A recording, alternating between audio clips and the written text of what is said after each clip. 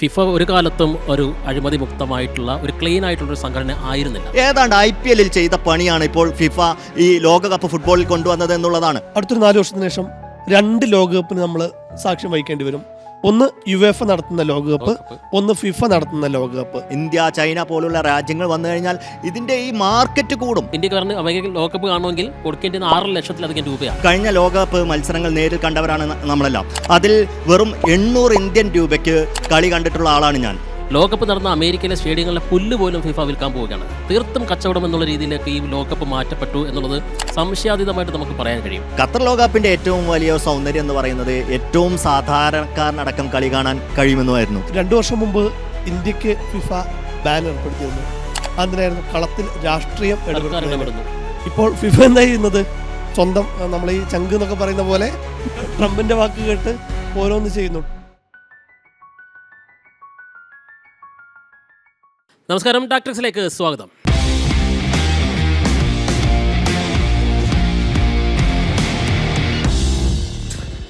ലോകകപ്പ് കഴിഞ്ഞിട്ട് 2 ആഴ്ചയോളം എത്തുന്നേ ഉള്ളൂ. ഒരാശങ്ക വളരുകയാണ് ലോക ഫുട്ബോളിൽ. നമ്മൾ കണ്ടത് അവസാനത്തെ ഫിഫ ലോകകപ്പാണോ എന്നതാണ് ആ ചോദ്യം. കാരണം മുൻപെങ്ങുമില്ലാത്ത തരത്തിൽ ഒരു വലിയ പോരാട്ടം നടക്കുകയാണ് ഫുട്ബോളിലെ അധികാരത്തെ ചൊല്ലി. 2 ചേരിയായി തിരിഞ്ഞിരിക്കുന്നു ലോക ഫുട്ബോൾ എന്ന് സംശയിക്കേണ്ടിയിരിക്കുന്നു. എനിക്കിപ്പം ഫൈസൽ ഹംസയും ചേരുന്നു, ഒപ്പം ജയേഷ് പൂക്കോട്ടൂരുമുണ്ട്. ഫൈസൽ, വലിയ ആശങ്ക, അതായത് നമ്മൾ ഇതേവരെ കണ്ട് പരിചയിച്ചിട്ടുള്ളതും കേട്ട് പരിചയിച്ചിട്ടുള്ളതും ലോക ഫുട്ബോളിനെ നയിക്കാൻ ഒറ്റ സംഘടനയുള്ളൂ, ഫിഫ എന്നുള്ളത്. പക്ഷേ അവിടെ ഒരു ചോദ്യം ഉന്നയിക്കപ്പെടുകയാണ്. ഫിഫയുടെ അധികാരത്തെ ചോദ്യം ചെയ്യപ്പെടുകയാണ് അതിലെ പ്രബല കക്ഷിയായിട്ടുള്ള യുവേഫ, യൂറോപ്യൻ ഫുട്ബോൾ അസോസിയേഷൻ എന്ന് പറയുന്നത്. കാരണം മറ്റൊന്നുമല്ല, ഫിഫയെ കച്ചവടവൽക്കരിക്കാൻ ജിയോവാനി ഇൻഫാന്റിനോ ശ്രമിക്കുന്നു എന്നതാണ് ആ വലിയ ചോദ്യവും വലിയ ആശങ്കയും. സംഭവിക്കുന്നത്, ഫിഫ കടുത്ത മറുപടി നൽകിയതോടുകൂടി ഫിഫയും യുവേഫയും തമ്മിലുള്ള ഒരു പോരാട്ടത്തിലേക്ക് വഴി തുറക്കുകയാണ്. നമ്മൾ ചോദിക്കാൻ ഉന്നയിക്കുന്ന കാര്യം, ഈ ആശങ്കയ്ക്ക് ഉന്നയിക്കുന്ന കാര്യം, ഫിഫ ലോകകപ്പ് ഇനി 2 ലോകകപ്പായി മാറുമോ, അതിൽ കൂടുതലാകുമോ എന്നതൊക്കെയാണ്. ആശങ്ക വളരുകയാണ്. അത്തരത്തിലുള്ള ഒരു കടുത്ത നിലപാടിലേക്ക്, ആ ഒരു സാഹചര്യത്തിലേക്ക് പോകില്ല എന്ന് വേണം ഇന്ന് ഫിഫ ഇറക്കിയ വിശദീകരണക്കുറിപ്പിൽ. അത് വിശദീകരണക്കുറിപ്പല്ല യഥാർത്ഥത്തിൽ, അത് യുവേഫക്കുള്ള കൃത്യമായ മറുപടിയാണ്. അതിൽ 2 കാര്യങ്ങളാണ് പറഞ്ഞു വയ്ക്കുന്നത്. ഒന്ന്, ഒരാളും ഫുട്ബോളിനെ വിൽപ്പനയ്ക്ക് വെച്ചിട്ടില്ല, ആരും ഫുട്ബോളിനെ വിൽക്കാൻ പോകുന്നില്ല. മറ്റൊന്ന്, ഈ അംഗരാജ്യങ്ങൾ 211 അംഗരാജ്യങ്ങളുണ്ട് ഫിഫയിൽ. അവരുടെ എല്ലാം ഈ വക്കാലത്ത് യുവേഫ ഏറ്റെടുക്കേണ്ടതില്ല. ഓരോ അംഗരാജ്യങ്ങൾക്കും ഈ തീരുമാനം നടപ്പാക്കുന്നതിന് മുമ്പ് അവരുടെ അഭിപ്രായം പറയാൻ കൃത്യമായ സമയമുണ്ടാകും. അതിനെല്ലാം ശേഷമായിരിക്കും ഇത്തരത്തിലുള്ള ഒരു തീരുമാനത്തിലേക്ക് പോവുക. യുവേഫ പറഞ്ഞിട്ടുള്ളത്, ഇവിടുത്തെ പ്രശ്നം എന്താണ്, FFE എന്നുള്ള പേരിൽ ഫിഫ ഒരു കൊമേഴ്ഷ്യൽ കമ്പനി സ്ഥാപിക്കുന്നു. ആ കമ്പനിയുടെ ആസ്തി എന്ന് പറയുന്നത് ഏതാണ്ട് $20 ബില്യൺ. അതായത് 20 ബില്യൺ എന്ന് പറയുമ്പോൾ 2 ലക്ഷം കോടി ഇന്ത്യൻ രൂപ വരും. അത്രയും വലിയ ഒരു കമ്പനി സ്ഥാപിക്കുന്നു. ആ കമ്പനിയുടെ ഉടമസ്ഥാവകാശം ഫിഫയ്ക്ക് തന്നെയായിരിക്കും. അതിൻ്റെ ഏതാണ്ട് ഒരു നിശ്ചിത ശതമാനം, 20% അത് പ്രൈവറ്റ് പങ്കാളികൾക്ക് നൽകുന്നു. അത് ഓഹരി വിപണിയിലേക്കോ അല്ലെങ്കിൽ മറ്റേതെങ്കിലും തരത്തിലേക്ക് അവർ അത് വിതരണം ചെയ്യുന്നു. അവിടെ ആണ് പ്രശ്നം. അത് 20% അത് പ്രൈവറ്റ് വൽക്കരിക്കുന്നു എന്നുള്ളതാണ്, സ്വകാര്യവൽക്കരിക്കുന്നു എന്നുള്ളതാണ്. അപ്പോൾ ആ ഈ കമ്പനി എന്തൊക്കെ പ്രവർത്തനങ്ങളാണ് ഫിഫയിൽ നടപ്പാക്കാൻ പോകുന്നത് എന്നുള്ളതാണ് ചോദ്യം. അതിലൊന്നാമത്തെ കാര്യം എന്താണ്, അവർ ബ്രോഡ്കാസ്റ്റിംഗ് റൈറ്റ് അത് ആർക്ക് കൊടുക്കണം, എങ്ങനെ കൊടുക്കണം എന്നുള്ള കാര്യം അവരാണ് തീരുമാനിക്കാൻ പോകുന്നത്. രണ്ടാമത്തത് സ്പോൺസർഷിപ്പ്, ആർക്കൊക്കെയാണ് പരസ്യം നൽകേണ്ടത് എന്നുള്ള കാര്യത്തിൽ അവർ ആണ് തീരുമാനമെടുക്കുന്നത്. മൂന്നാമത്തെ പ്രശ്നം എന്താണ്, ടിക്കറ്റിംഗ്. ഈ 3 പ്രശ്നങ്ങളും തീരുമാനിക്കുന്നതോടുകൂടി ഇവർക്ക് എത്രത്തോളം ഫിഫയുടെ ലോകകപ്പടക്കമുള്ള മത്സരങ്ങളിൽ നിയന്ത്രണമുണ്ടാകും, അവർക്ക് ഇടപെടാൻ കഴിയും എന്നുള്ളതാണ് ചോദ്യം. ഫിഫ പറയുന്നത്, അത്തരത്തിൽ യാതൊരു തരത്തിൽ ഫിഫയുടെ നിയമങ്ങളിലോ കളി നടത്തുന്ന കാര്യത്തിലോ ഒന്നും ഈ കമ്പനിക്ക് യാതൊരു റൈറ്റ്സും ഇല്ല, കൊമേഴ്ഷ്യൽ പെർസ്പെക്റ്റീവിൽ മാത്രമാണ് ഇവർക്ക് അവകാശം എന്നുള്ളതാണ്. പക്ഷേ അതല്ല സാഹചര്യം. ഒരു കമ്പനിക്ക് ബ്രോഡ്കാസ്റ്റിംഗ് റൈറ്റ് കൊടുക്കുന്നു, അവർക്കതിൽ ഇടപെടാൻ സാധ്യതയുണ്ടെങ്കിൽ അതിനെ എത്രത്തോളം ആ ബ്രോഡ്കാസ്റ്റിങ്ങിന് അതിനെ ആകർഷണമാക്കുന്നതിനും കൂടുതൽ ആളുകളിലേക്ക് എത്തിക്കുന്നതിനും അവർക്ക് ലാഭമുണ്ടാക്കുന്നതിനുമുള്ള ഇടപെടലുണ്ടാകും, 20% ആണെങ്കിൽ പോലും. അപ്പോൾ ആ തരത്തിലുള്ള ഇടപെടലുകൾ നടക്കും. മാത്രമല്ല, ഇപ്പോഴുള്ളത് ഒരു കോമൺ ബിഡിംഗ് പ്ലാറ്റ്ഫോമിലാണ് ഇതെല്ലാം നടക്കുന്നത്. മറുവശത്ത് കൂടുതൽ പ്രൈവറ്റ് ഇൻട്രസ്റ്റ് കടന്നു വരാൻ തരത്തിലുള്ള സ്പോൺസർഷിപ്പുകൾ നടക്കും. ടിക്കറ്റിംഗ് നമുക്കറിയാം, കഴിഞ്ഞ ലോകകപ്പ് മത്സരങ്ങൾ നേരിൽ കണ്ടവരാണ് നമ്മളെല്ലാം. അതിൽ വെറും 800 ഇന്ത്യൻ രൂപയ്ക്ക് കളി കണ്ടിട്ടുള്ള ആളാണ് ഞാൻ. അത്തരമൊരു സാഹചര്യത്തിൽ ടിക്കറ്റിംഗ് ഒരു പ്രൈവറ്റ് ഇൻട്രസ്റ്റ് ഉള്ള ആൾക്ക് കൊടുക്കുമ്പോൾ സ്വാഭാവികമായും ടിക്കറ്റ് റേറ്റ് സാധാരണക്കാരന് കളി കാണാൻ കഴിയാതെ വരും. ഇങ്ങനെ എലൈറ്റ് വൽക്കരിക്കുക, മറ്റൊന്ന് കളിയിൽ ഈ വെസ്റ്റഡ് ഇൻട്രസ്റ്റുകൾ വരിക, ഇത്തരം സാഹചര്യങ്ങൾ കൂടുതൽ അവസരമൊരുക്കുക എന്നുള്ളതാണ്. ഇപ്പോൾ തന്നെ ഈ ലോകകപ്പിൽ ഇൻഫാന്റിനോ കൊണ്ടുവന്നിട്ടുള്ള ഒരു നിയന്ത്രണമാണ് ഹൈഡ്രേഷൻ ബ്രേക്ക്. ഗുരുതരമായ വിമർശനങ്ങൾ വന്നിട്ടുണ്ട് കളിയുടെ ഒഴുക്കിനെ ബാധിക്കുന്നു എന്നുള്ളത്. അതിനേക്കാൾ ഗുരുതരമായ തരത്തിൽ കളിയുടെ മത്സര ഫലത്തെ തന്നെ സ്വാധീനിക്കുന്ന തരത്തിലുള്ള ഇടപെടൽ ഉണ്ടാവാൻ സാധ്യതയുള്ള ഒരു നീക്കത്തിലേക്കാണ് കളിയുടെ അതിൻ്റെ ഒരു സംശുദ്ധിയെ ബാധിക്കുന്ന തരത്തിലേക്കാണ് ഇപ്പോൾ കൊണ്ടുപോകുന്നത് എന്നുള്ളതാണ്. അതുകൊണ്ടാണ് യുഎഫ മാത്രമല്ല കോൺകകാഫ് അടക്കമുള്ള ഈ ഫിഫയുമായി ബന്ധപ്പെട്ട ഏജൻസികൾ പ്രതിഷേധവുമായി രംഗത്തെത്തിയത്. ഇതിലെ വേറൊരു പ്രശ്നം കൂടിയുണ്ട്. ഈ ലോകകപ്പ് നടന്നത് അമേരിക്കയിലാണ്. ഈ അമേരിക്കൻ ലോകകപ്പ് വരുമ്പോൾ തന്നെ ഈ ഫിഫ പ്രസിഡന്റ് ഇൻഫാന്റിനോയുടെ ഏറ്റവും വലിയ ഇപ്പോൾ അടുത്ത് കണ്ടുവരുന്ന ഒരു വലിയ പ്രശ്നം എന്ന് പറയുന്നത് ഈ അദ്ദേഹത്തിന് താല്പര്യമുള്ളവരെ ഇങ്ങനെ സുഖിപ്പിക്കുക എന്നുള്ളതാണ്.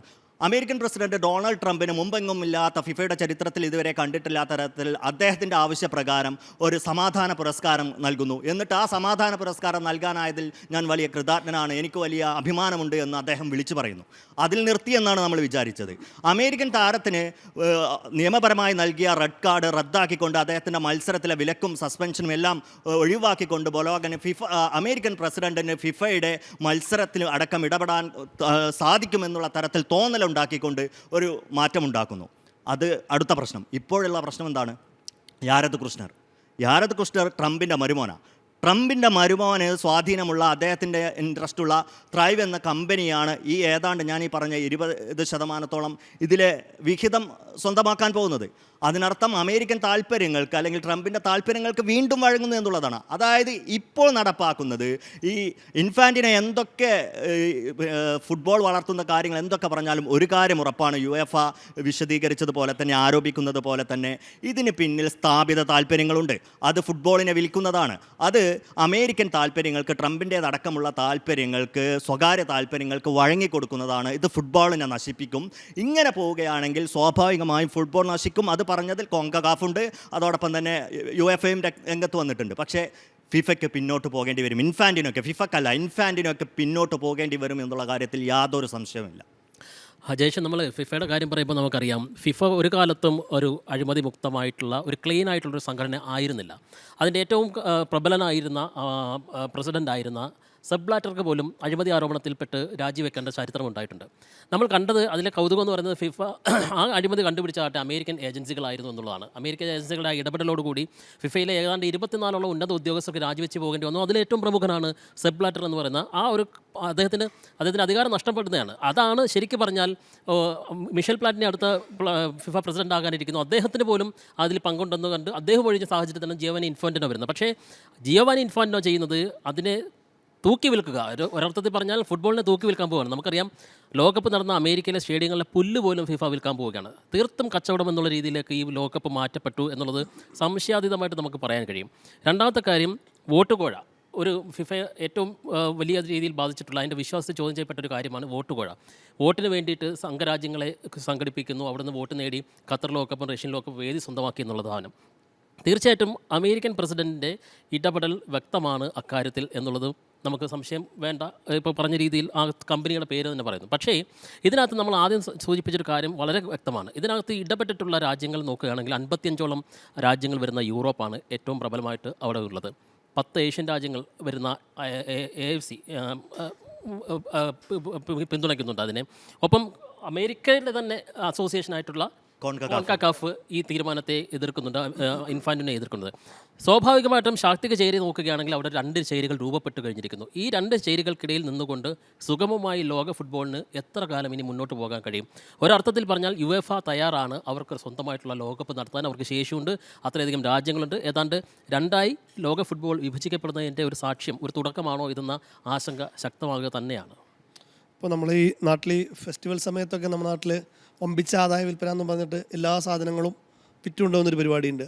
ലിറ്ററലി ആ പരിപാടി തന്നെയാണ് അദ്ദേഹം ഇൻഫാന്റിനോ ചെയ്തുകൊണ്ടിരിക്കുന്നത്.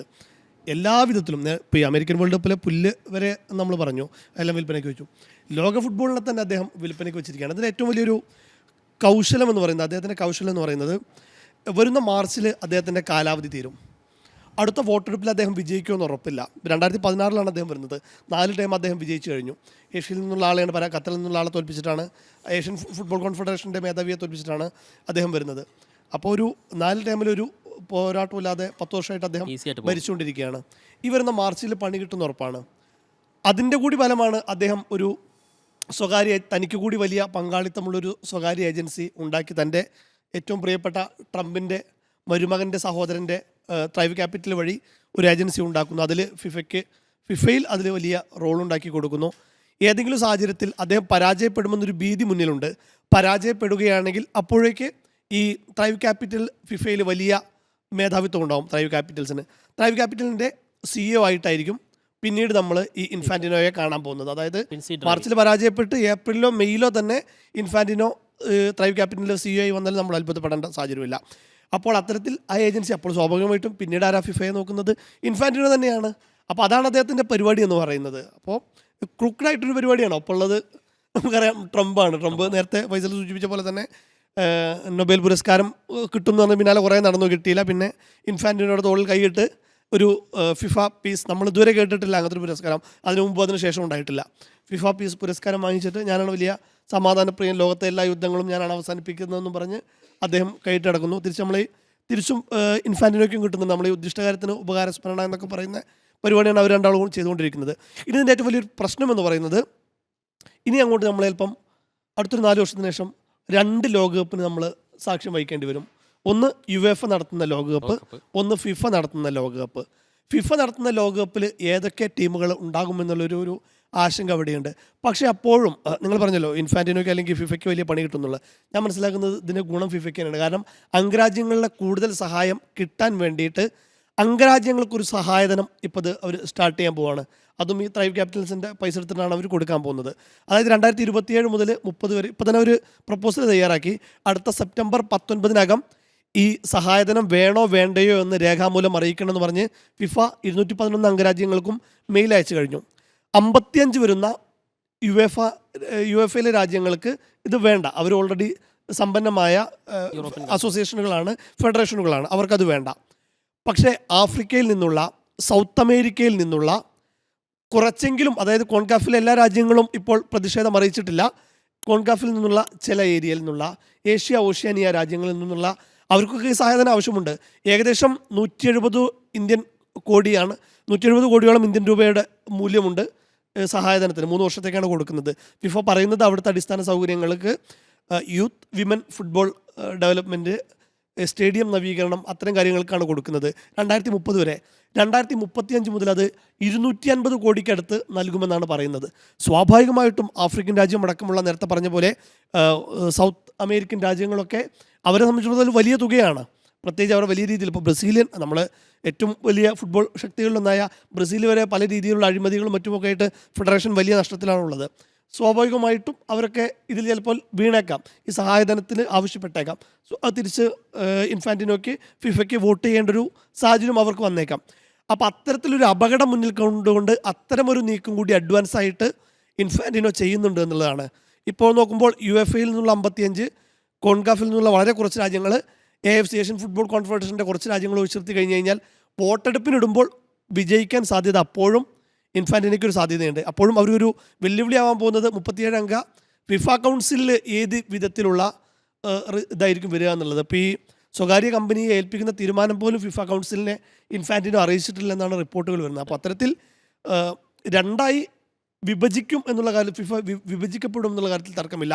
2 ലോകകപ്പായും ഇനി ഭാവിയിൽ നടന്നേക്കാം എന്നുള്ള കാര്യത്തിൽ തർക്കമില്ല. അല്ല, എനിക്കത് തോന്നുന്നത് ഈ സഹായധനം ഉണ്ടല്ലോ, അത് ഏതാണ്ട് $20 മില്യൺ. അതൊരു കോഴയാണ് ശരിക്കും. അതായത് ഈ പ്രൈവറ്റൈസേഷൻ പ്രൊജക്റ്റിനെ സഹായിക്കുന്ന, അതിനെ അനുകൂലിക്കുന്നവർക്ക് നൽകുന്ന കോഴ നിലവിൽ തന്നെ ഫിഫ ഇത്തരം രാജ്യങ്ങളിൽ ഫുട്ബോൾ വളർത്തുന്നതിനായി ഫണ്ട് നൽകിക്കൊണ്ടിരിക്കുന്നത്. ഇന്ത്യ അടക്കമുള്ള രാജ്യങ്ങൾക്ക് അത് കിട്ടിക്കൊണ്ടിരിക്കുന്നത് അതിൻ്റെ 150% ഇരട്ടിയാണ് നൽകാമെന്ന് പറയുന്നത്. ഇപ്പം നേരത്തെ ഏതാണ്ട് $80 കിട്ടിയിരുന്നുണ്ടെങ്കിൽ അത് ഇനി $20 എത്തുന്നു എന്നാണ്. 8 നിന്ന് 20 എത്തുന്നു എന്നുള്ളതാണ് അതിൻ്റെ ഒരു പ്രത്യേകത. പക്ഷേ അതിന് പറയുന്ന ന്യായം ഫുട്ബോളിനെ വളർത്താനും കൂടുതൽ ജനകീയമാക്കാനും ആണ് എന്നുള്ളതാണ്. അതിപ്പോൾ നമുക്കറിയാം രാജ്യങ്ങൾ ലോകകപ്പിൽ പങ്കെടുക്കുന്ന രാജ്യങ്ങളുടെ എണ്ണം കൂട്ടാണ് അടുത്ത ലോകകപ്പിൽ 64ലേക്ക് എത്തിക്കുമെന്ന് പറയുന്നുണ്ട്. അപ്പോൾ ഇതൊക്കെ മുന്നിൽ കണ്ടുകൊണ്ടാണ്, അതായത് ഭാവിയിൽ ഞാനൊരു ഏജൻസി തുടങ്ങും, ഭാവിയിൽ എനിക്ക് തോൽക്കാൻ സാധ്യതയുണ്ട്, കൂടുതൽ എല്ലായിടത്തേക്ക് എത്തിക്കണം, പൈസ മുടക്കണം എന്നൊക്കെ ആഫ്രിക്കൻ രാജ്യങ്ങൾ ഇത്തവണ 10 രാജ്യങ്ങൾ കളിച്ചല്ലോ. നമ്മൾ കൊട്ടിഘോഷം എന്തായിരുന്നു, ആഫ്രിക്കയ്ക്ക് കൂടുതൽ പ്രാധാന്യം കിട്ടി എന്നുള്ളതായിരുന്നു. ഈ ആഫ്രിക്കയുടെ വോട്ടുകൾ ഈ ഫിഫ തെരഞ്ഞെടുപ്പിൽ ഏറ്റവും വലിയ നിർണായകമായിരുന്നു. 2018 ഖത്തർ ലോകകപ്പിന്, റഷ്യൻ ലോകകപ്പിനും 2022 ഖത്തറിന് അനുവദിക്കപ്പെട്ട ആ ലോകകപ്പ് വേദികൾ സംബന്ധിച്ച് വലിയ പരാതികളുണ്ട്. അത് കാശ് കൊടുത്ത് വാങ്ങിയതാണ്. അതിൽ കൂടുതലായിട്ട് ഹയർ ചെയ്യപ്പെട്ടത് അല്ലെങ്കിൽ കാശ് കൊടുത്ത് വാങ്ങപ്പെട്ടത് ആഫ്രിക്കയിൽ നിന്നുള്ള അംഗങ്ങളെ ആയിരുന്നു എന്നുള്ളത് പ്രധാനമാണ്. ഇതിപ്പോൾ കണക്ക് കൃത്യമാണ്. UEFAയിൽ നിന്ന് അംഗരാജ്യങ്ങൾ 55 പേരാണ്. കാഫ് എന്ന് പറയുമ്പോൾ സൗത്ത് ആഫ്രിക്കൻ അംഗരാജ്യങ്ങൾ എന്ന് പറയുന്നത് 54. അതായത് ലോക ഫുട്ബോളിലെ രണ്ടാമത്തെ പ്രബല ശക്തി എന്ന് പറയുന്നത് ആഫ്രിക്കൻ ഫുട്ബോളാണ്. അവർ അനുകൂലിക്കുന്നില്ല ഈ UEFAയുടെ നീക്കത്തിനൊപ്പം. ആഫ്രിക്കൻ ഫുട്ബോൾ അസോസിയേഷൻ കോൺഫെഡറേഷൻ നിൽക്കുന്നില്ല. പിന്നെ അംഗീകരിക്കുന്നത് AFC ആണ്, ഏഷ്യൻ ഫുട്ബോൾ കോൺഫെഡറേഷൻ. അവിടെ 46 അംഗങ്ങളുണ്ട്. OFC, ഓഷ്യാനയിൽ ഒരു 11 അംഗങ്ങളുണ്ടെങ്കിലും ഒരാൾ മാത്രമേ ലോകകപ്പ് കളിക്കുന്നുള്ളൂ, ഓസ്ട്രേലിയ എന്നുള്ളതാണ് നമുക്കറിയാവുന്നത്. പിന്നെ കോൺമെബോൾ വരുന്നുണ്ട്, 10 രാജ്യങ്ങൾ, ലാറ്റിൻ അമേരിക്കയിലെ 10 രാജ്യങ്ങൾ. അവരും പ്രതികരിച്ചതായി കാണുന്നില്ല. കോൺകാക്കഫ് 35 രാജ്യങ്ങളുണ്ട്, വടക്കേ അമേരിക്കയും കരീബിയൻ ഉൾപ്പെട്ട, അമേരിക്ക ഉൾപ്പെട്ട. പക്ഷേ അവരും എതിർക്കുകയാണ്. ഇപ്പോൾ എതിർക്കുന്ന ഏറ്റവും വലിയ കണക്ക് പ്രകാരം പറയുകയാണെങ്കിൽ 55, 46, 35, 134, ഏകദേശം ഫിഫയിലെ 211 പകുതിയിലേറെ അപ്പുറത്തേക്ക് മാറ്റപ്പെട്ടിരിക്കുന്നു, ഷിഫ്റ്റ് ചെയ്യപ്പെട്ടിരിക്കുന്നു. അതിൻ്റെ അർത്ഥം നേരത്തെ ജയേഷ് പറഞ്ഞ പോലെ ഒരു യൂറോപ്യൻ ഫുട്ബോൾ ഇത് ഫെഡറേഷനുകളാണ് അനുകൂലിക്കുന്നത്. വോട്ട് സെപ്പറേറ്റ് രാജ്യങ്ങൾ വോട്ട് വരുമ്പോൾ അതാക്കണമെന്നില്ല. ഇപ്പോൾ ചിലപ്പോൾ തന്നെ ഇപ്പോൾ ഈ കോൺകകാഫ് പറഞ്ഞല്ലോ ഞങ്ങൾക്ക് പ്രതിഷേധമുണ്ടെന്ന്. കോൺകകാഫിലെ ചില രാജ്യങ്ങൾ തന്നെ ഞങ്ങൾക്ക് സഹായം കിട്ടണമെന്നുള്ളതുകൊണ്ട് പോയി തിരിച്ചു വോട്ട് ചെയ്താലും മതി. അവിടെയാണ് ഇൻഫാന്റിനോയുടെ കോൺഫിഡൻസ്. അതാണ് പറഞ്ഞത്, UEFAയ്ക്കുള്ള കൃത്യമായ, അതോടൊപ്പം തന്നെ കോൺകകാഫിനുള്ള കൃത്യമായ മറുപടിയാണ്. നിങ്ങൾ ആരുടെയും വക്കാലത്ത് ഏറ്റെടുക്കണ്ട. 211 അംഗങ്ങളുണ്ട്. അവർക്കെല്ലാം ഇൻഡിവിജ്വലി അവരുടെ അഭിപ്രായം രേഖപ്പെടുത്താനുള്ള വേദിയുണ്ട്. അവർ രേഖപ്പെടുത്തിക്കോളും എന്ന് പറയുന്നത് ഈ കോൺഫിഡൻസിൻ്റെ പുറത്താണ്. അതോടൊപ്പം തന്നെ എനിക്ക് കൂട്ടിച്ചേർക്കാനുള്ളത്, ഇപ്പോൾ ഫുട്ബോൾ വളർത്തുക എന്നുള്ളത് ഫിഫയുടെ കാലങ്ങളായിട്ടുള്ള പ്രൊജക്റ്റാണ്. ഇപ്പോൾ സെപ് ബ്ലാറ്ററുടെ കാലം തൊട്ടേ ഉണ്ട്. യഥാർത്ഥത്തിൽ എത്ര വളർന്നു എന്നുള്ളതാണ് നമ്മൾ ചോദിക്കേണ്ടത്. യഥാർത്ഥത്തിൽ ലോക ജനസംഖ്യയുടെ ഏറ്റവും വലിയ ഒരു ഭാഗം വരുന്ന ഇന്ത്യൻ കോണ്ടിനെന്റും അതോടൊപ്പം തന്നെ ചൈനയും ഇപ്പോഴും ഈ ഫുട്ബോൾ മാപ്പിന് പുറത്താണ്. അവിടെ ഫുട്ബോൾ വളർത്തുക എന്ന് പറയുന്നത് ഇപ്പോൾ തന്നെ കഴിഞ്ഞ ലോകകപ്പിൻ്റെ റവന്യൂ എത്ര? 1,25,000 കോടിയിലധികം ഇന്ത്യൻ രൂപയാണ് റവന്യൂ. ഫിഫയ്ക്ക് പണത്തിന് യാതൊരു ആവശ്യവുമില്ല, പണത്തിൻ്റെ യാതൊരു ദൗർലഭ്യവുമില്ല. ഫുട്ബോൾ വളർത്തണമെന്നുണ്ടെങ്കിൽ, അംഗരാജ്യങ്ങളെ സഹായിക്കണമെന്നുണ്ടെങ്കിൽ ആവശ്യത്തിലധികം ഫിഫയുടെ കയ്യിൽ പണമുണ്ട്. അപ്പോൾ ആ പണം കൃത്യമായി ഉപയോഗിച്ച് ഇങ്ങനെ ഇതുവരെ ഫിഫ ഫുട്ബോൾ എത്തിച്ചേർന്നിട്ടില്ലാത്ത, അല്ലെങ്കിൽ അതിനെ ഇതുവരെ ലോകകപ്പ് വേദിയിലേക്കൊന്നും എത്തിയിട്ടില്ലാത്ത രാജ്യങ്ങളെ അതിലെത്തിക്കുന്നതിനുള്ള കൃത്യമായ പ്രൊജക്റ്റ് അവർക്കുണ്ടാക്കാൻ കഴിയും. ഇന്ത്യ, ചൈന പോലുള്ള രാജ്യങ്ങൾ വന്നു കഴിഞ്ഞാൽ ഇതിൻ്റെ ഈ മാർക്കറ്റ് കൂടും. അപ്പം ഇങ്ങനെ ഒരു കമ്പനി ഉണ്ടാക്കി അത് പ്രൈവറ്റൈസ് ചെയ്ത് ആ പണം ഉപയോഗിച്ച് ഫുട്ബോൾ വളർത്തുക എന്നുള്ള, ഇതിനേക്കാൾ പണം ഉണ്ടാക്കാൻ കഴിയും. ഇപ്പം ഇന്ത്യയും ചൈനയും ഒക്കെ കളിക്കുന്ന ഒരു ലോകകപ്പ് എന്ന് പറഞ്ഞാൽ ഇതിൻ്റെയൊക്കെ എത്രയോ ഇരട്ടിയായിരിക്കും അതിൽ നിന്നുള്ള റവന്യൂ. ആ തരത്തിൽ ഫുട്ബോളിനെ വളർത്താൻ അല്ലെങ്കിൽ റവന്യൂ ഉണ്ടാക്കാൻ താല്പര്യപ്പെടുന്നതിന് പകരം കൃത്യമായി തൂക്കി വിറ്റ് പണം ഉണ്ടാക്കുക എന്നുള്ള തന്ത്രത്തിലാണ് ഇൻഫാന്റിനോ. അതും സെപ് ബ്ലാറ്റർ അഴിമതി നടത്തി കോഴ വാങ്ങി എന്ന് പറഞ്ഞ് അതിൻ്റെ പേരിൽ വോട്ടും വാങ്ങി വന്ന് പിന്നീട് എന്താ ഉണ്ടായത്? അതേ ഖത്തറുമായിട്ട്, അതായത് ഖത്തറിന് ലോകകപ്പ് കിട്ടിയതായിരുന്നു ഏറ്റവും വലിയ വിമർശനം. അതിലെന്തെങ്കിലും നടന്നോ എന്നുള്ളതെല്ലാം ഒരു ഭാഗത്ത് നിൽക്കട്ടെ. പക്ഷേ പിന്നീട് ഇൻഫാന്റിനോ ചെയ്തത് എന്താണ്? ഞാൻ മനസ്സിലാക്കുന്നത് ഈ ഇൻഫാന്റിനോ ഇപ്പോൾ സ്ഥിരതാമസമാക്കിയിട്ടുള്ളത് ഖത്തറിലാണെന്നാണ്. സ്വിസ്സുകാരനാണ്, പക്ഷേ അദ്ദേഹത്തിന് ഇപ്പോൾ യൂറോപ്പിലേക്ക് പ്രവേശിക്കാൻ പേടിയാണെന്നുള്ളതാണ്. സ്വിറ്റ്സർലൻഡിലുള്ള ആളാണ്. അദ്ദേഹത്തിന് സ്വന്തം നാട്ടിൽ നിന്നുള്ള സംഘടന തന്നെ ബഹിഷ്കരണം ഏർപ്പെടുത്താൻ പോവാണ്. ഈ ലോകകപ്പിന്റെ വരുമാനം പറഞ്ഞപ്പോഴേ, ഈ ലോകകപ്പിന്റെ വരുമാനം നോക്കൂ, $15 ബില്യൺ. അതായത് 2021-26 ഓരോ സൈക്കിളാണല്ലോ, ലോകകപ്പ് സൈക്കിളാണല്ലോ ഫിഫ കണക്ക് കൂട്ടുന്നത്. അതായത് ഏകദേശം 1.24 ലക്ഷം കോടിയിലധികം ഇന്ത്യൻ രൂപയുടെ വരുമാനം ഈ ഒരു ലോകകപ്പ് സമയത്ത് തന്നെ അവർ സ്വന്തമാക്കിയിട്ടുണ്ട് എന്നാണ്. ടീമുകളുടെ 48 ഉയർത്തിയപ്പോഴുള്ള കണക്കാണിത്. ഇതൊരു 64 മാറുമ്പോൾ എന്തായിരിക്കും ഫിഫയിലേക്ക് വരുന്ന വരുമാനവും നമുക്ക് ചിന്തിക്കാനാകാത്ത കാര്യമാണ്. നടക്കാൻ പോകും മിക്കവാറും ഏഷ്യയിൽ നടക്കുന്ന വേൾഡ് കപ്പും കൂടിയായിരിക്കണം. ഈ ഫിഫ ടെലിവിഷൻ സംപ്രേഷണാവകാശം അതാണ് എടുത്ത് മറ്റേ സ്വകാര്യ കമ്പനിയിലേക്ക് കൊണ്ടുപോകാൻ പോകുന്നത്. 2026 മാത്രം 38,300 കോടി രൂപയാണ് ഫിഫ സംപ്രേഷണാവകാശത്തിൽ കൂടി മാത്രം സ്വന്തമാക്കിയിട്ടുള്ള കാര്യം. സംപ്രേഷണാവകാശത്തിന് 100 കോടിക്ക് മുകളിൽ, ഇന്ത്യയിൽ മാത്രം സംപ്രേഷണാവകാശത്തിന് 100 കോടിക്ക് മുകളിലാണ് വാങ്ങിച്ചിട്ടുള്ളത്. അതേപോലെ മാർക്കറ്റിംഗ്, സ്പോൺസർഷിപ്പ്, അതിലൂടെ മാത്രം 17,200 കോടി രൂപ. ഇത് ടിക്കറ്റ് വിൽപ്പനയുടെ കാര്യം പറഞ്ഞപ്പോൾ ഒരു കാര്യം, ഖത്തറിൽ 800 രൂപ ഇന്ത്യൻ രൂപ കൊടുത്ത് ലോകകപ്പ് കാണാമായിരുന്നെങ്കിൽ അമേരിക്കയിൽ ഇന്ത്യൻ ലോകകപ്പ് കാണണമെങ്കിൽ കൊടുക്കേണ്ടത് 6 ലക്ഷത്തിലധികം രൂപയാണ്. ഞാൻ അത് വലിയ ഇന്ത്യൻ റുപ്പി വിമർശനമായിരുന്നു. 7,000 രൂപയ്ക്ക് അത്യാവശ്യം ഏറ്റവും നല്ല അടുത്തുള്ള സീറ്റ് വരെ നമുക്ക് കിട്ടിയിട്ടുണ്ടായിരുന്നു. അതൊക്കെ എനിക്ക് തോന്നുന്നത് കുറച്ചങ്ങ് അതായത് പ്രീ ക്വാർട്ടറൊക്കെ അതെ, അതെ. എത്തുമ്പോഴാണ് അത്രയും കുറച്ചുകൂടി വരുന്നത്. കൂടിയത്. അതെ, അപ്പം ഖത്തർ ലോകകപ്പിന്റെ ഏറ്റവും വലിയ സൗന്ദര്യം എന്ന് പറയുന്നത് ഏറ്റവും സാധാരണക്കാരനടക്കം കളി കാണാൻ കഴിയുമെന്നുമായിരുന്നു. ഇപ്പം അനുപേട്ടൻ ഇവിടെ പറഞ്ഞതിൽ പാർക്കിങ്ങിന് വരെ അതിഭീകരമായ പണം വാങ്ങിച്ച് വലിയ വിമർശനങ്ങൾ ഇപ്പോൾ ഉണ്ടായിട്ടുണ്ടായിരുന്നു. തന്നെ അതായത് പ്രൈവറ്റൈസ് ചെയ്യുന്നതിന് മുമ്പാണ് അമേരിക്കൻ ലോകകപ്പിന് ഈ പറഞ്ഞ 6 ലക്ഷം രൂപ വരെ നൽകേണ്ടി വന്നത്. എനിക്ക് പറഞ്ഞ ഏറ്റവും കുറഞ്ഞ തുക എങ്ങാണ്ടോ 5,000 രൂപയായിരുന്നു തോന്നുന്നു. അതായത് ഖത്തറിലെ ഏതാണ്ട് ഒരു മിഡിലിൽ നിൽക്കുന്ന റേറ്റാണ് അവിടെ ഏറ്റവും കുറഞ്ഞ റേറ്റിലേക്ക് എത്തിയെന്നുള്ളത്.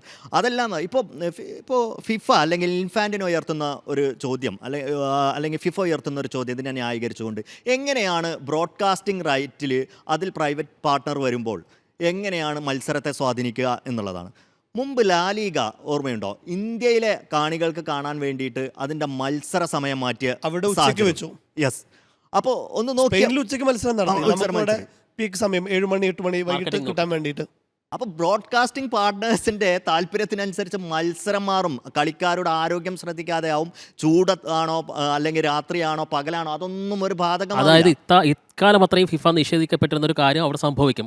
അതായത് മാച്ച് ഫിക്സിംഗ് എന്നുള്ള കാര്യം സംഭവിക്കാനുള്ള സാധ്യതകൾ ഇരട്ടിയാകാനുള്ള വഴി തുറക്കലായി മാറും ഇതല്ല. ഒപ്പം തന്നെ ഈ വേൾഡ് കപ്പിൽ ഏറ്റവും വലിയൊരു എനിക്ക് പേഴ്സണലി നിരാശ തോന്നിയൊരു സാധനം ഹൈഡ്രേഷൻ ബ്രേക്ക് തന്നെയായിരുന്നു. അപ്പോൾ മുൻപ് ഡിയോഗോ മറഡോണ ഒരുപാട് മുന്നേ പറഞ്ഞതാണ് അമേരിക്കയിൽ ലോകകപ്പ് പോകുമ്പോൾ ഫുട്ബോളിന് അവർ 4 കീറി മുറിക്കുമെന്ന്. കൃത്യമായിരുന്നു. 4 പകുതി തന്നെ ആയല്ലോ. വേറെ ശ്രദ്ധിച്ചാൽ മതി. ഇപ്പോൾ അർജന്റീന ഉൾപ്പെടെയുള്ള ടീമുകൾ ഹൈഡ്രേഷൻ ബ്രേക്കിന് ശേഷം നടത്തിയ കുതിപ്പ് ഈ വേൾഡ് കപ്പിൽ ഒരുപാട് മാച്ച് ഹൈഡ്രേഷൻ ബ്രേക്കിന് ശേഷം ക്രൂഷ്യലായിട്ടുണ്ട്. പക്ക പ്രോപ്പർ പ്ലാൻ ചെയ്യാൻ പറ്റും. മറ്റേത് കോച്ചിന് ഇവിടുന്ന് വിളിച്ചു പറയാനേ പറ്റുള്ളൂ, അല്ലെങ്കിൽ കളത്തിലുള്ള പ്ലേയേഴ്സായിട്ട് ആംഗ്യവിനിമയം കാണിച്ചുള്ള പൊസിഷനിങ്ങേ നടക്കുള്ളൂ. ഇതല്ല, കൃത്യമായിട്ട് പ്ലേയേഴ്സിനെ മൊത്തം എടുത്ത് കിട്ടണം. ഒരു ഹാഫ് ടൈമിനൊക്കെ തന്ത്രം മാറ്റുന്ന പോലെ തന്നെ ഒരു 70 മിനിറ്റിന് ശേഷം കിട്ടണം. ഒരു അവസാനം 20 മിനിറ്റ് പ്രോപ്പറായിട്ട്, അതായത് നല്ലൊരു ടാക്ടീഷ്യനായ ഒരു കോച്ചും പ്ലേയേഴ്സും ഉണ്ടെങ്കിൽ സുഖസുന്ദരമായിട്ട് ആ ഗതി മൊത്തം മാറ്റുന്ന രീതിയിലാണ്. ഉറപ്പായിട്ടും അതിൻ്റെ ഒരു ആവേശം അത് വലിയ രീതിയിൽ മാറ്റിയിട്ടുണ്ട്. പലതരത്തിലുള്ള റിസൾട്ടിനെ മാറ്റിയിട്ടുണ്ട്. ഖത്തർ ലോകകപ്പ് കഴിഞ്ഞപ്പോൾ ഒരു കാണികളെന്ന നിലയിൽ വലിയ ആവേശം തോന്നിപ്പിച്ച വേറൊരു ഘടകം ഇത് കുറച്ചുകൂടി ജനകീയമെന്നല്ല, കളർഫുള്ളായിരുന്നു. ആ ലോകകപ്പിൻ്റെ പഴയ ആവേശം തിരിച്ചു കിട്ടിയെന്നുള്ളായിരുന്നു. ഖത്തറിൽ കുറച്ച് ലിമിറ്റേഷൻസ് ഉണ്ടോ എന്ന തരത്തിലുള്ള വിമർശനങ്ങൾ ഉയർന്നിരുന്നു. പക്ഷേ അവിടെയാണ് നമുക്ക് ആശങ്കയുണ്ടാക്കുന്നത്. ഇത് അത്തരത്തിൽ നടത്തപ്പെട്ട ഒരു അവസാന ലോകകപ്പ് ആകുമോ എന്നുള്ളത്. അപ്പോൾ അത് സാധ്യതകൾ ഏത് തരത്തിൽ ഇടപെട്ട് ഇത് അവസാനിപ്പിക്കാൻ കഴിയുമെന്നുള്ള ചോദ്യം പ്രസക്തമാണ്. ഇൻഫാന്റിനോ ഏതെങ്കിലും ഒരു കാരണവശാൽ പിന്നോട്ട് പോകാനുള്ള സാധ്യത എത്രത്തോളം ഇപ്പോൾ ഫൈസൽ കാണുന്നുണ്ട്? അല്ല, ഇൻഫാന്റിനോക്ക് ഇതിൽ നിന്ന് പിന്നോട്ട് പോവുകയല്ലാതെ യാതൊരു നിവൃത്തിയും ഉണ്ടാവില്ല എന്നാണ് ഞാൻ മനസ്സിലാക്കുന്നത്. അത് കൃത്യമായി ഇന്നവർ UFFക്ക് നൽകിയ അല്ലെങ്കിൽ ഫിഫ പുറത്തിറക്കിയ മറുപടിയിൽ തന്നെ ഉണ്ട് താനും.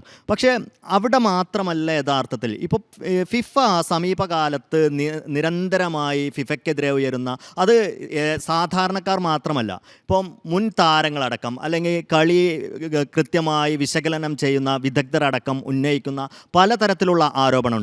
അതൊന്നായിരുന്നു ഇത്തവണത്തെ ക്വാഡ്രൻ്റൽ ഫിക്ചറിംഗ് സംവിധാനം. അതിലൂടെ ഉണ്ടായതെന്താണ്? ഈ അവസാനം നമ്മൾ വളരെ കൃത്യമായി പറഞ്ഞുകൊണ്ടിരുന്നു, ലോക റാങ്കിങ്ങിൽ 1, 2, 3, 4 സ്ഥാനങ്ങളിലുള്ളവർ കൃത്യമായി സെമി ഫൈനലിലെത്തിയെന്ന്. ഇത് കൃത്യമായി ഫിഫ ആസൂത്രണം ചെയ്ത് അവർക്ക് അതിനുള്ള സഹായം കൂടി നൽകിയാണ് എന്നുള്ളത് ആരോപണമല്ല, കൃത്യമായിരുന്നു. ഈ ക്വാഡ്രന്റ് സംവിധാനം ഡ്രോയുടെ വിഷ്വലൊക്കെ പിന്നീട് വന്നിരുന്നു. ഒരേ സമയത്ത് അർജന്റീനയും സ്പെയിനും തൊട്ടടുത്ത ഗ്രൂപ്പിൽ വരുമ്പോൾ അത് വീണ്ടും മാറ്റിയെടുക്കുന്നു. അപ്പോൾ മുമ്പും അങ്ങനെ ഉണ്ടായിരുന്നില്ലേ എന്നുള്ള ചോദ്യം ഉന്നയിച്ച് പലരും വരുന്നുണ്ട്. അത് കൃത്യമായി ഫുട്ബോളിൻ്റെ ഫിക്ചറിങ് ശ്രദ്ധിക്കാത്തതിൻ്റെ പ്രശ്നം. മുമ്പുമുണ്ട്, സീഡിംഗ് സംവിധാനമുണ്ട്. പക്ഷേ ആ സീഡിംഗ് എങ്ങനെയാണ്? പെട്ടെന്നുള്ള റാങ്കിങ് കറണ്ട് ഫോം മാത്രമായിരുന്നില്ല. മുൻകാല ലോകകപ്പുകളിലെ കണക്കും അതോടൊപ്പം തന്നെ ഫിഫ റാങ്കിങ്ങിലെ കണക്കും എല്ലാം ഇക്വേറ്റ് ചെയ്തിട്ടായിരുന്നു. പക്ഷേ അത് മാത്രമല്ല, ആ ഒരു സംവിധാനത്തിൻ്റെ ഒരു ഗുണം ഉണ്ടായിരുന്നത് അത് ഗ്രൂപ്പ് ഘട്ടത്തിൽ മാത്രം പരസ്പരം ഏറ്റുമുട്ടുന്നത് ഒഴിവാക്കുക എന്നുള്ളതായിരുന്നു. ഓക്കെ, അതൊരു മത്സരം സ്വാഭാവികമായിട്ടും ലോകകപ്പ് പോലുള്ള ഒരു വലിയ വേദി എത്തുമ്പോൾ പ്രധാനപ്പെട്ട ടീമുകളെല്ലാം ഒരേ ഗ്രൂപ്പിലെത്തുമ്പോൾ അവസാന ഘട്ടത്തിലേക്ക് ആവേശം കുറഞ്ഞു പോകാതിരിക്കാൻ എന്ന് നമുക്ക് ന്യായീകരിക്കാം. ഇത്തവണ ചെയ്തത് അതല്ല. 4 ടീമുകൾ, ആ 4 ടീമുകൾ ഒരു കാരണവശാലും സെമി ഫൈനലിന് മുമ്പ് ഏറ്റുമുട്ടരുത് എന്ന് ഫിഫ അങ്ങ് തീരുമാനിക്കുകയാണ്. അതെന്ത് അനീതിയാണെന്ന് നോക്കിയേ. മറ്റുള്ള ചെറിയ ടീമുകൾക്ക് ഇത്തരം വലിയ ടീമുകളോട് തുടക്കത്തിൽ തന്നെ മത്സരിച്ച് അവരങ്ങ് എന്തുകൊണ്ടാണ് കഴിഞ്ഞ ലോകകപ്പുകളെല്ലാം നമുക്കൊരു കറുത്ത കുതിരയുണ്ടായിരുന്നു. ഈ ലോകകപ്പിലെ കറുത്ത കുതിര ആരാ? നമുക്ക് വേണമെങ്കിൽ നോർവേ പറയാം. പക്ഷേ അങ്ങനെയല്ലല്ലോ. ഇപ്പോൾ മൊറോക്കോയെ പോലെ ഒരു ടീം ഇത്തവണ ഉയർന്നു വന്നോ? അതിനു മുമ്പ് ക്രൊയേഷ്യ വന്നിട്ടില്ലേ, തുർക്കി വന്നിട്ടില്ലേ? നമ്മളൊക്കെ കണ്ട ലോകകപ്പുകളിലെല്ലാം അത്തരത്തിലുള്ള അവിസ്മരണീയ പ്രകടനം നടത്തിയ, അപ്രതീക്ഷിത പ്രകടനം നടത്തിയ ടീമുകൾ വന്നിട്ടില്ലേ? ഇത്തവണ എന്തുകൊണ്ടാണ് അതുണ്ടായത്? അതായത് അവിടെയാണ് ഈജിപ്ഷ്യൻ കോച്ച് പറഞ്ഞു വന്നത്, നിങ്ങൾ കൃത്യമായി ചില ആളുകളെ നിശ്ചയിച്ചു വെക്കുന്നു, ഞങ്ങൾ വെറും ഇത് പങ്കാളികളായി പങ്കെടുക്കാൻ മാത്രമുള്ളവരായിട്ടാണോ നിങ്ങൾ കണക്ക് കൂട്ടുന്നതെങ്കിൽ ഞങ്ങൾ ഇതിനില്ല എന്നുള്ളത്. ആ സ്റ്റേറ്റ്മെന്റിൽ അദ്ദേഹത്തിന്റെ ഒരു വികാര വിക്ഷോഭത്തിന്റെ പുറത്ത് പറഞ്ഞതാണെങ്കിലും ആ സ്റ്റേറ്റ്മെന്റിനെതിരായ മത്സരം കഴിഞ്ഞ ശേഷം ഒരുപാട് വിവാദങ്ങൾ വന്ന ആ മത്സരം പറഞ്ഞ സ്റ്റേറ്റ്മെന്റ് കൂടിയായിരുന്നു. എല്ലാം ഉണ്ട് അതിൽ. അത് ഞാൻ പറയുന്നത് ഈ അർജന്റീന ഈജിപ്ത് മത്സരത്തിലെ വിവാദപരമായ തീരുമാനം മാത്രമല്ല ഇതിൽ പ്രശ്നം. കൃത്യമായി ഇത്തരം വലിയ ടീമുകൾക്ക് ഫേവർ ചെയ്തുകൊണ്ടുള്ള തീരുമാനം എടുക്കുന്നു. നേരത്തെ ജയേഷ് സൂചിപ്പിച്ചതുപോലെ ഹൈഡ്രേഷൻ ബ്രേക്ക് പോലുള്ള ഇത്തരം പ്രൊഫഷണൽ ടീമുകൾക്കെതിരെ ഈ പരിചയസമ്പന്നരായ ടീമുകൾക്ക് അവർക്ക് അതൊക്കെ എങ്ങനെ വിനിയോഗിക്കണമെന്നറിയാം. ആഫ്രിക്കയിൽ നിന്ന് പറഞ്ഞ അല്ലെങ്കിൽ കേപ്പ് വെർദെ പോലുള്ള ഒരു ടീമിന് അവർക്ക് അത്തരം ഒരു അനുഭവ സമ്പത്ത്, പരിചയ സമ്പത്ത് വന്നിട്ടില്ല. അപ്പോൾ അവർക്കെതിരെ ഒരു മേൽക്കായ്മ ഉണ്ടാക്കി ഏതാണ്ട് IPL ചെയ്ത പണിയാണ് ഇപ്പോൾ ഫിഫ ഈ ലോകകപ്പ് ഫുട്ബോളിൽ കൊണ്ടുവന്നത് എന്നുള്ളതാണ്.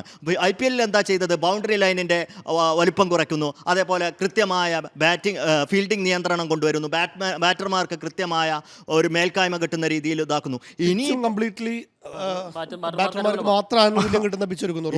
ഇനി നാളെ ഈ തരത്തിലാണ് ഇത് കൊണ്ടുപോകുന്നത് വെച്ചാൽ ഇതിനെ കൊമേഴ്ഷ്യലൈസ് ചെയ്യണം കൂടുതൽ. അപ്പോൾ ഗോൾ അടിക്കുന്നത് കൂടുതൽ ആവേശം ഉണ്ടാകും, അവിടെ കൂടുതൽ അഡ്വർടൈസ്മെന്റ് സാധ്യതയുണ്ട്. അങ്ങനെയെങ്കിൽ ഡിഫൻഡർമാർക്ക് ഒരു പക്ഷേ ഈ ക്ലോസ് കോൺടാക്ട് ഒരു ഗെയിമായ ഫുട്ബോളിൽ ഒരു പക്ഷേ ഇനി ഡിഫൻഡർമാർക്ക് വലിയ നിയന്ത്രണങ്ങൾ വന്നേക്കും. അവർ തൊടുന്നത് പോലും ഇനി ഫൗളെന്ന് വിധിക്കുന്ന തരത്തിലേക്കുള്ള നിയമ മാറ്റങ്ങൾ കൊണ്ടുവരാനുള്ള സാധ്യത നമുക്ക് തള്ളിക്കളയാൻ കഴിയില്ല. കാരണം എന്താണ്, അവിടെ എവിടെയൊക്കെ അഡ്വർടൈസ്മെന്റ് സാധ്യതയുണ്ടോ, ബ്രോഡ്കാസ്റ്റിംഗ് ഇത് പ്രൈവറ്റൈസ് ചെയ്യുമ്പോൾ അങ്ങനെയാണല്ലോ, ഓരോ നിമിഷവും അവർക്കത് വിൽക്കേണ്ടി വരും. ആ തരത്തിൽ ഫുട്ബോളിനെ നശിപ്പിക്കും എന്നുള്ളതാണ് എല്ലാവരും ഉന്നയിക്കുന്ന ആശങ്ക. കൂടുതൽ ഗോൾ കാണാൻ പറ്റും, പക്ഷേ അതൊക്കെ നിശ്ചയിക്കപ്പെട്ട ഗോളുകളായിരിക്കും എന്നുള്ളതാണ് അതിൻ്റെ ഉത്തരം. ഒരു ഡിഫൻസ് ഫുട്ബോളിൻ്റെ സൗന്ദര്യം എന്താണ്? അതിലെ ടാക്ലിങ്ങും അതിലെ മൂവും ഡ്രിബ്ലിങ്ങും അതിലെ ഓരോ നിമിഷവും നമ്മൾ ആസ്വദിക്കുന്നുണ്ട്. ഈ ഗോൾ അടിക്കുന്നത് മാത്രമാണോ? ഇമോഷൻ അടക്കമുള്ള വലിയ ഇമോഷൻ നമുക്ക് കിട്ടില്ല. അപ്പോഴേക്കും മിക്കവാറും ഇനി ആഡ് വരും. അപ്പോൾ നമ്മൾ ഈ ഫുട്ബോൾ ഒരു രാഷ്ട്രീയ കക്ഷിയായിരുന്നുവെങ്കിൽ ഒരു പക്ഷേ ലോകത്തെ ഏറ്റവും വലിയ പൊളിറ്റിക്കൽ കക്ഷിയായി മാറിയേനെ ഫുട്ബോൾ എന്ന് പറയുന്നത് രസകരമാണ്. അതിൻ്റെ തലപ്പത്തുണ്ടാകുന്ന ആളായിരുന്നേനെ, ലോകത്തെ നിയന്ത്രിക്കുന്ന ആളായിരുന്നേനെ ഫിഫ പ്രസിഡന്റ് എന്ന് പറയുന്നത്. പക്ഷേ ഇപ്പോൾ നമ്മളെന്താ കാണുക, ശരിക്കുള്ള രാഷ്ട്രീയം ഫുട്ബോളിനെ കടന്നു കയറുന്നു എന്നുള്ളതാണ്. ഒരു അമേരിക്കൻ പ്രസിഡന്റ് വന്ന് ഫിഫയോട് ഒരു തീരുമാനം മാറ്റാൻ പറഞ്ഞു, അത് മാറ്റപ്പെട്ടു എന്നതാണ് ഈ ലോകകപ്പ് സംബന്ധിച്ച ഉണ്ടായിട്ടുള്ള ഏറ്റവും വലിയ നിരാശ എന്ന് പറയുന്നത്. അപ്പോൾ രാഷ്ട്രീയം യൂറോപ്യൻ ടീമിനെതിരെ കളിക്കുന്നതിന് മുമ്പായിരുന്നു ബൊളോഗിന്റെ ചുവപ്പ് കാർഡ് കണ്ടത്, അത് നീട്ടിവെക്കുന്നു എന്നുള്ളത്. അത്തരത്തിൽ അതിന് ഫിഫയ്ക്ക് ന്യായീകരിക്കാൻ ചില ചട്ടങ്ങളൊക്കെ പറയുന്നുണ്ടെങ്കിൽ പോലും അവിടെ തുടങ്ങിയ സംശയങ്ങളാണ് ഇക്കാര്യം എന്നുള്ളത്. പിന്നെ നേരത്തെ വയസ്സിൽ പറഞ്ഞ പോലെ ആദ്യത്തെ ഫിഫ പീസ് പുരസ്കാരം എന്നുള്ളത് ട്രംപിന് തന്നെ കൊടുക്കുന്നു, അതിന് പറയുന്ന ന്യായീകരണവും നമുക്ക് ഏറ്റുപറയേണ്ടതുണ്ട്. ശരിക്കും പറഞ്ഞാൽ രാഷ്ട്രീയം ഫുട്ബോളിനെ കവർന്ന് കഴിഞ്ഞിട്ടുണ്ടോ, അതിൽ നിന്നൊരു മുക്തി ഉണ്ടാകുമോ എന്നാണ് നമുക്കിനി അറിയാനുള്ളത്. അതിനുള്ള സാധ്യത ഉണ്ടോ?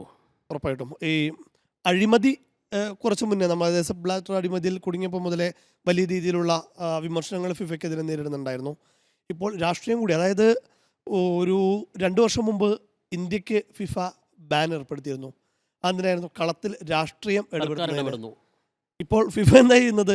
സ്വന്തം നമ്മൾ ഈ ചങ്ക് എന്നൊക്കെ പറയുന്ന പോലെ ട്രംപിൻ്റെ വാക്ക് കേട്ട് ഓരോന്ന് ചെയ്യുന്നു. ട്രംപ്, അതായത് ട്രംപുമായിട്ടോ അദ്ദേഹത്തിൻ്റെ കുടുംബവുമായിട്ടോ പ്രത്യേകിച്ചൊരു ബന്ധമില്ലാത്ത ഏജൻസി, ഒരു സ്വകാര്യ ഏജൻസിയൊക്കെ ആണെങ്കിൽ പോലും ഈ വിധം വിമർശനത്തിൽ ഉണ്ടാവില്ലായിരിക്കും. ഇത് പക്ഷേ ട്രംപിൻ്റെ മരുമകൻ്റെ സഹോദരൻ, അത്രയും വലിയത് മാത്രമല്ല, കുടുംബത്തിന് വലിയ ആധിപത്യമുള്ള JP മോർഗൻ കമ്പനിയാണ് ഇത് അന്വേഷിക്കാൻ വേണ്ടിയിട്ട് ഏജൻസി പരിപാടികളൊക്കെ ഏൽപ്പിച്ചിട്ടുള്ളതും. അപ്പോൾ അത്തരത്തിൽ ഇനിയിപ്പോൾ സ്വാഭാവികമായിട്ടും രാഷ്ട്രീയം പ്രത്യക്ഷത്തിൽ വന്നിട്ടില്ലല്ലോ, സ്വാഭാവികമായിട്ടും ഇനി വരും ദിവസങ്ങളിൽ ഉറപ്പായിട്ടും അതുണ്ടാവും. അതിലെനിക്ക് ആഡ് ചെയ്യാനുള്ളത്, കഴിഞ്ഞ ഖത്തർ ലോകകപ്പ് കാലത്ത് ഫിഫ ഉയർത്തിയ ഏറ്റവും വലിയൊരു കാര്യമായിരുന്നു സ്പോർട്സ് ഡിപ്ലോമസി എന്നുള്ളത്. അതായത് കായിക രംഗത്തോടെ ലോകത്ത് നയതന്ത്ര ബന്ധം പുനഃസ്ഥാപിക്കുകയും ഊട്ടിയുറപ്പിക്കുകയും അത് ലോക സമാധാനത്തിലേക്ക് എത്തിക്കുകയും എന്നുള്ളതാണ്. യഥാർത്ഥത്തിൽ സ്പോർട്സിലെ ഡിപ്ലോമസി ഇല്ലാതെയാക്കി എന്നുള്ളതാണ് 4 വർഷത്തിന് ശേഷം ഈ ഇൻഫാന്റിനോ ചെയ്തത് എന്നുള്ളതാണ്. അതായത് മറ്റ് ഡിപ്ലോമാറ്റിക് എഫേർട്ടിന് പകരം എന്താണ്, കായിക രംഗത്ത് ഫിഫയ്ക്കിടയിൽ പോലും ഒരു നയതന്ത്ര ബന്ധം ഇല്ലാത്ത തരത്തിലേക്ക് കാര്യങ്ങൾ പോകുന്നു. യുഎഫയും ഫിഫയും മുമ്പ് മുതലേ ഉരസലുണ്ട്, അത് നമുക്കറിയാം. ഫിഫയെ ഏത് സമയത്ത് പിടിക്കാൻ പറ്റുമോ എന്ന് നോക്കി നിൽക്കുന്ന ഏജൻസി. അതൊരു മൂപ്പിളമ തർക്കത്തിൻ്റെ കൂടെ പ്രശ്നമാണ്. BCCIയും ICCയും തമ്മിലുള്ള ഒരു പോരാട്ടം പോലെ തന്നെ അവിടെയും ഒരു പ്രശ്നമുണ്ട്. പക്ഷേ ഇവിടെ പ്രശ്നം എന്താ വെച്ചാൽ, മുമ്പൊക്കെ UEFA ഉയർത്തിയിരുന്നത് അവർക്കുള്ള റവന്യൂ പ്രശ്നത്തിൻ്റെയും എല്ലാം വിഷയങ്ങൾ ഉന്നയിച്ചായിരുന്നു. പക്ഷേ ഇവിടെ യഥാർത്ഥത്തിൽ UEFAയുടെ ഭാഗത്ത് കൃത്യമായ ന്യായമുണ്ട് എന്നുള്ളതാണ്, അവിടെയാണ് പ്രശ്നം. ഒരു കാര്യം കൂടി ഫിഫയ്ക്ക് മുന്നറിയിപ്പായിട്ട് യുവേഫ മുന്നോട്ട് വെക്കുന്നു. അതായത് ഈ നീക്കവുമായിട്ട് മുന്നോട്ട് പോവുകയാണെങ്കിൽ ഫിഫയുടെ ടൂർണമെൻറ്റുകൾ ബഹിഷ്കരിക്കുക എന്നുള്ളതാണ്. അപ്പോൾ അതായത് ഫിഫ ഇനി നടക്കാൻ പോകുന്ന 2027 വനിതാ ലോകകപ്പ് നടക്കാനുണ്ട്, 2030 അടുത്ത ലോകകപ്പ് നടക്കാനുണ്ട്, സെപ്റ്റംബറിൽ വനിതാ സെപ്റ്റംബറിൽ നടക്കാൻ പോകുന്നു. അതെ, ക്ലബ്ബ് പിന്നെ ഫിഫ ക്ലബ്ബ് വേൾഡ് കപ്പ്. ഈ മത്സരങ്ങളിലൊക്കെ ഒരു സ്പ്ലിറ്റ് ഉണ്ടാകാനുള്ള സാധ്യത കൂടി വരുമോ എന്നുള്ളതാണ്. പക്ഷേ ഈ 2 വർഷ കാലയളവിനകത്ത് ഈ ലോകകപ്പുകൾക്ക് മുന്നോടിയായി തന്നെ ഈ പ്രശ്നം പരിഹരിക്കപ്പെടുമെന്നുള്ള ശുഭാപ്തി വിശ്വാസം എത്രത്തോളം ഉണ്ടാകും? ഒന്ന്, ഈ സ്വകാര്യ ഏജൻസിയെ ഏൽപ്പിച്ചത് പൂർണ്ണമായിട്ടും ഒഴിവാക്കി ഫിഫയെ ഒരു സ്വതന്ത്രമായിട്ട് തന്നെ വിടുക എന്നുള്ളത്.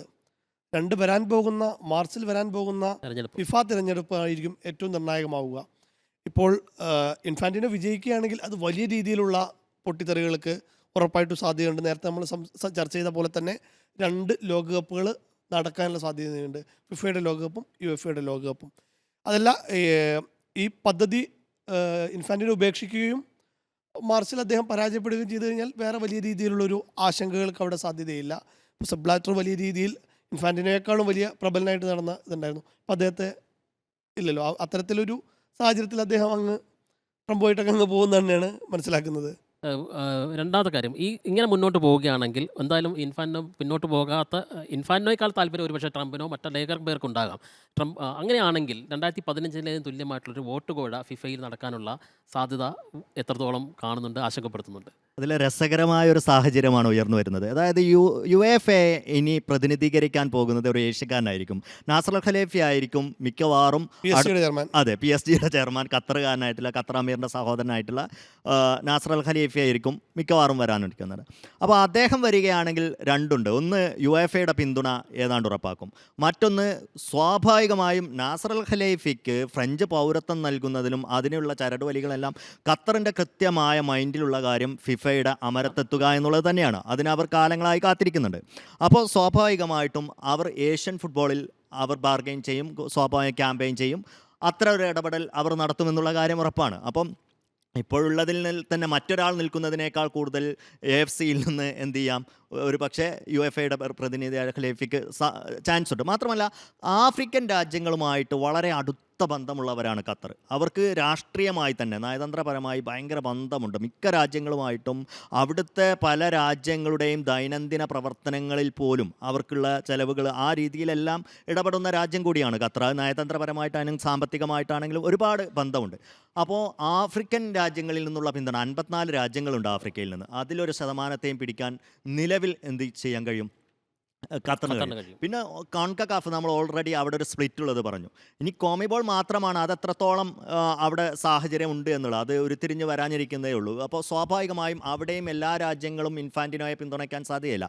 അപ്പോൾ ഒരു ടൈറ്റ് സ്പ്ലിറ്റിലേക്ക് വരും, ടൈറ്റ് ഫൈറ്റിലേക്ക് വരും എന്നുള്ളതാണ്. അവിടെയാണ് ജയേഷ് പറഞ്ഞ ഈ വളരെ തന്ത്രപരമായ കോഴയുടെ സാധ്യത. ഏതാണ്ട് 200ഓളം കോടി രൂപയാണ്. അത് ഇന്ത്യൻ മണിയാണ്. ആഫ്രിക്കയിലേക്ക് പല രാജ്യങ്ങളുടെയും ആഭ്യന്തര ഹ്യൂജ് എമൗണ്ട് ആണത്. അപ്പോൾ ഇത്തരം പണമൊക്കെ എങ്ങനെയാണ്, ആരുടെ പോക്കറ്റിലേക്കാണ് പ്രത്യേകിച്ച് പല രാജ്യങ്ങളിലും പോകുന്നത് എന്നറിയാം. ഇന്ത്യയിൽ തന്നെ കിട്ടുന്ന പണം എത്രത്തോളം ഫുട്ബോളിന് ഉപയോഗിക്കുന്നുണ്ട് എന്നുള്ളതൊക്കെ അതൊക്കെ അന്വേഷണ വിധേയമാക്കേണ്ടതാണ്. അപ്പോൾ ഇതാരാണ് ഒപ്പിടേണ്ടത്? പ്രസിഡൻറ്റും സെക്രട്ടറി ആണല്ലോ. പ്രസിഡൻ്റാണ് ചെന്നിട്ട് ഇതിൽ ഞങ്ങൾ വോട്ട് ചെയ്യുന്നു എന്നുള്ള കാര്യം പറയേണ്ടത്.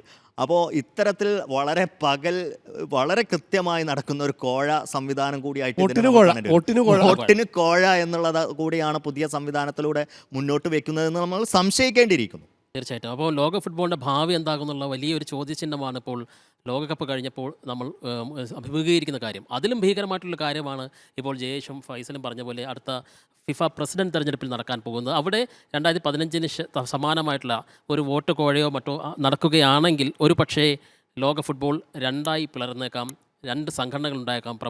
നമ്മൾ ഭാവിയിൽ 2 ലോകകപ്പുകൾ കണ്ടേക്കാം. അങ്ങനെയൊന്നും സംഭവിക്കാതിരിക്കട്ടെ. ഫിഫ ഇന്നത്തെ പോലെ ഫുട്ബോൾ ലോകശക്തി ഒറ്റക്കെട്ടായിട്ട് നിൽക്കട്ടെ. ഫുട്ബോൾ ഇനിയും വളരട്ടെ, നമുക്ക് ആസ്വദിക്കാൻ കഴിയട്ടെ എന്നാണ് നമുക്ക് ആശിക്കാനുള്ളത്. ടാക്ടിക്സ് ഇവിടെ അവസാനിക്കുകയാണ്. മറ്റൊരു വിഷയവുമായി വീണ്ടും കാണാം.